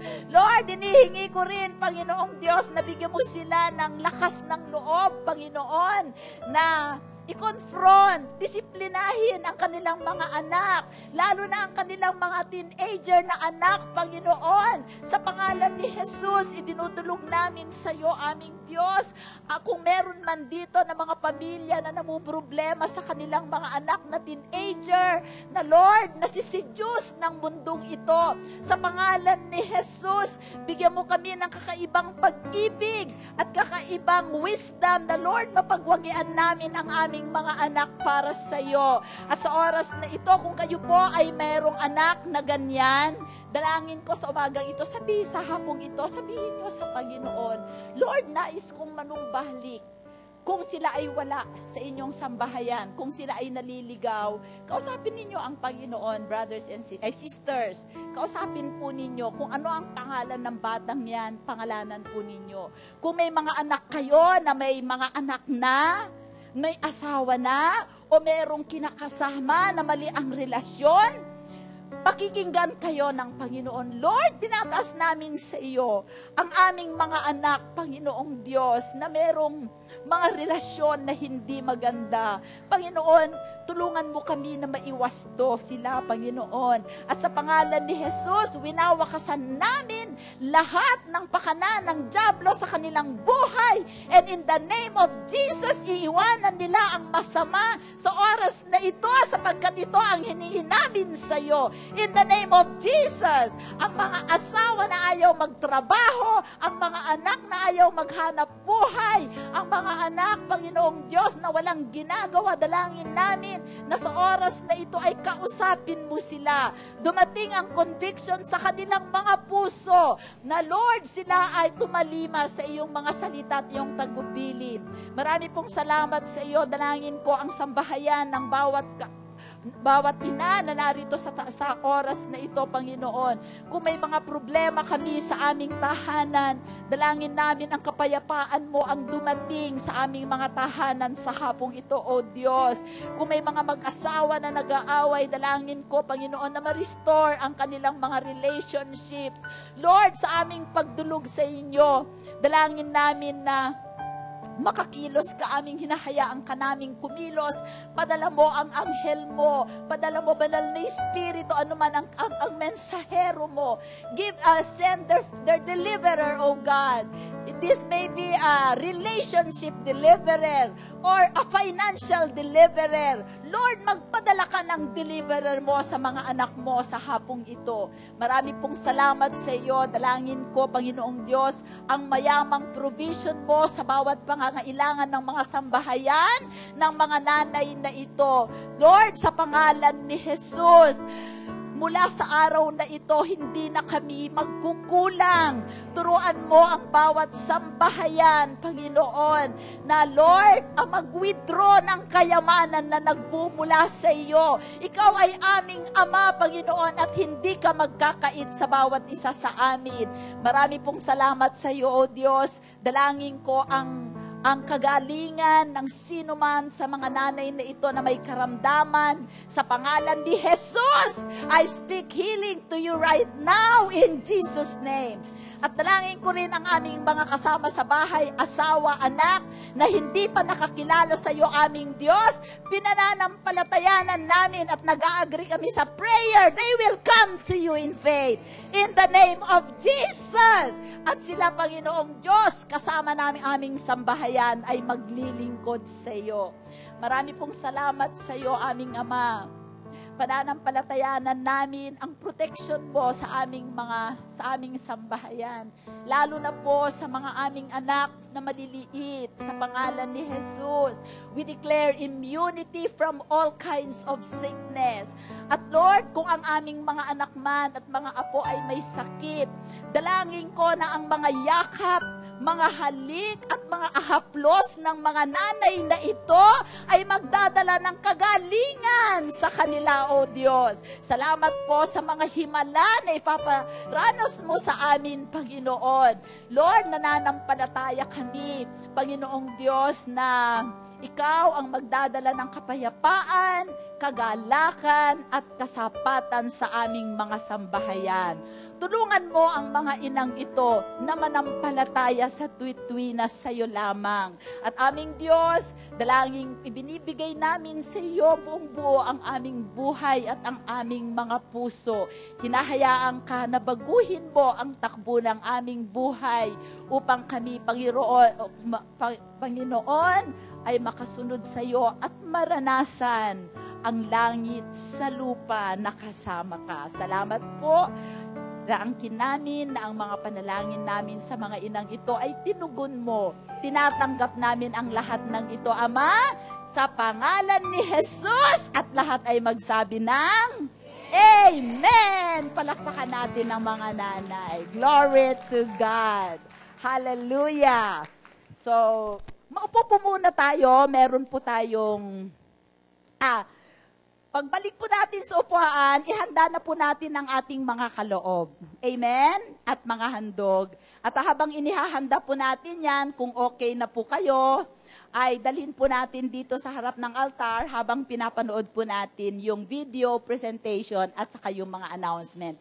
Amen? Na-bless ba kayo ngayong hapong ito? Praise the Lord.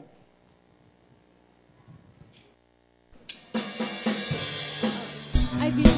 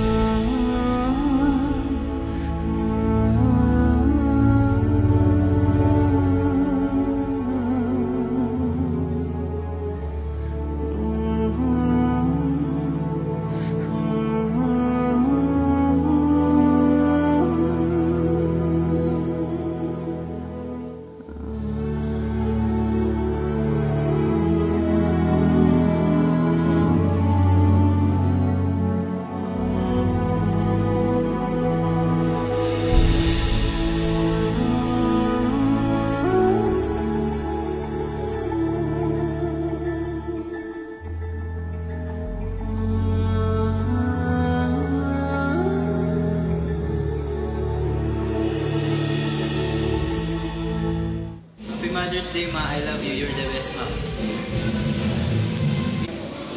Hi, Ma. Happy Mother's Day. I am so blessed because God gave me you. Love you. Happy Mother's Day sa lahat ng mga mami sa Rema. I would like to greet you a Happy Mother's Day, lalong-lalo na sa aking mama, si Pastora says, Happy Mother's Day, Ma. I love you very much. I also want to greet Happy Mother's Day to Jen, the mother of my kids. I love you and God bless you all. Happy Mother's Day po sa lahat ng mga nanay. Ngayon po sa nanay ko, Happy Mother's Day. I love you, ma. Tsaka sa mahal nating pastora, Happy Mother's Day din po. Michelle. Hi, ma. We would like to take this opportunity to thank you for showing us love and caring for us, and for me, Blanca, and the kids. Thank you, ma, for for always giving us a new revelation from God. Salamat sa hindi lang sa pagiging isang buting nanay, but also for being a great pastora. Salamat sa word na na-receive namin dahil sa'yo. And yes, you want to say something? Okay. So yun, salamat. Maraming salamat, ma. I love you. Happy Mother's Day, ma. We pray na dagdagan pa ni Lord ang life mo hanggang 100 years so that you can continue to impact and influence so many, many more souls. And we are here today. We are what we are mostly because of you. We love you, ma. Happy Mother's Day, Grandma. We love you. The Rhema Word of God Church would like to thank you for visiting us today. We're glad to worship with you and we'll hope to see you on our next services in the future. We hope you were truly blessed. We invite you to our weekly prayer meeting, which is truly an amazing time to commune with God and experience His majestic power and greater revelations from His Word. Also, please watch the following activities of our church.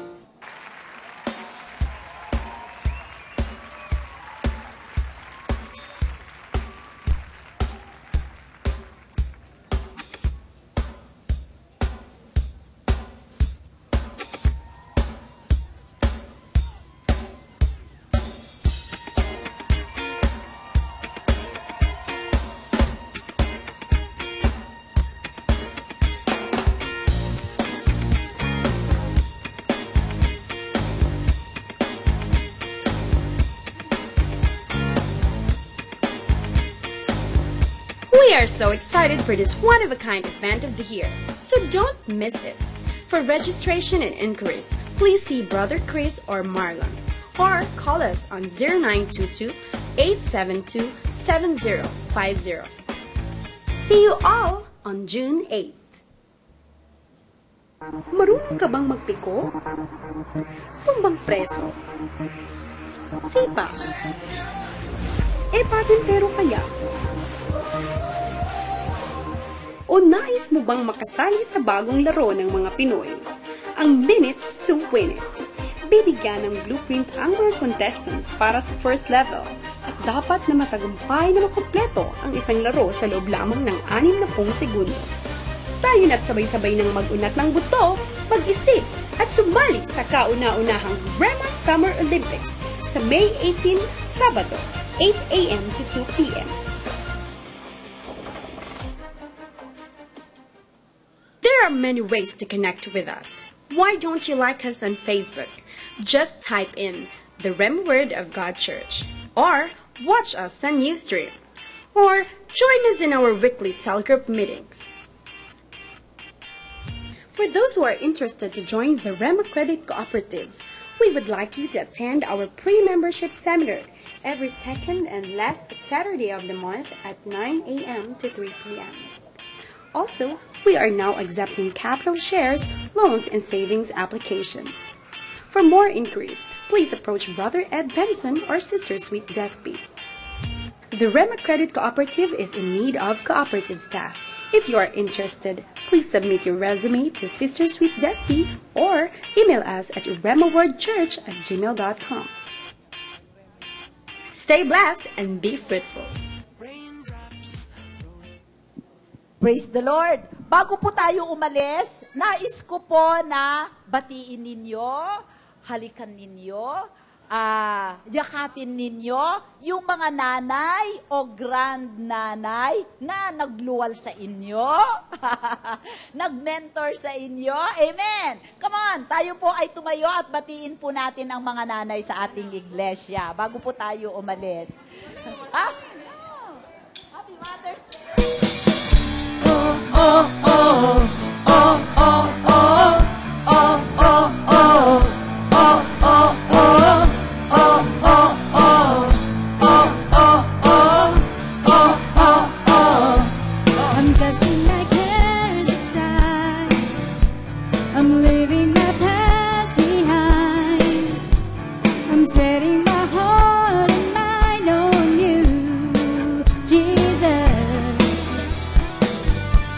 I'm reaching my hand to yours, believing there's so much more.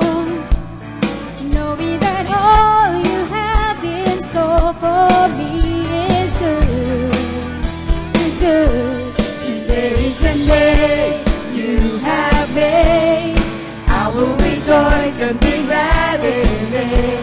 Today is the day you have made. I will rejoice and be glad in it. I won't worry about tomorrow. I'm trusting what you say.